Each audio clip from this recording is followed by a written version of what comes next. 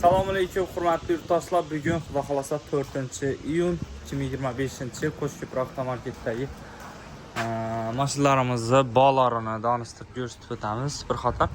Bu yoqda yana Cobaltlarimiz bor. Vibur Xudoga shukr zo'r, ko'p, taylab, saylab, tanlab olaverasizlar. Keyin Damazlarimizga keladigan bo'lsak.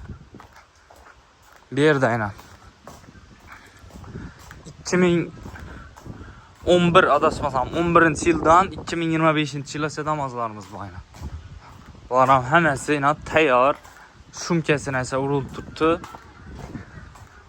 Hammasi benzin bonuslarini esa qilib beramiz, xullas. Kelib olaverasizlar. Keyin non topar mashinalarda bunday mashinalarımızdan bor, traktorlarimiz. Yanında mini traktor, arkada keyin ya firmalar uchun kerak bo'ladi. Şimdi yerli üçümüz var, yukarısı diklenadi. Şimdi yana yük maşin var. Yük maşinlardan. Keyin ana yapıştıracak mısınız? Hadi yapıştırın. Keyin elde pavilyonumuzda inamarkelerimiz, arka pavilyonumuzda robotçu avtomobillerimiz joylashgan. Damazlarımızdan eslatma 23 damazlarımızı 17-18 milyon plak kesesizler 2 milyon 800'den çıkartıp veremiz. Hemen her şey tayyorları.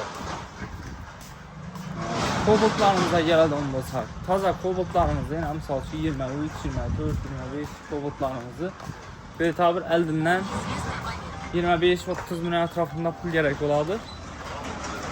Aylık to'lovi çünkü az chiqib turibdi. 4 milyon 200'den çıktı, 4,5 milyondan çıktı. Endi aylık to'lovi kamayib, eldinki to'lovi diklendi. Banka shunday baholab turibdi. Shuni hisobidan shunday. Sizlarga yaxshi mashinalarni ish nasib etsin. Qolamiz. Like bosib, kommentda yozib o'tinglar. Xudo xolasa sizlarga danıştirib boramiz mashinalarimizni. Rahmat.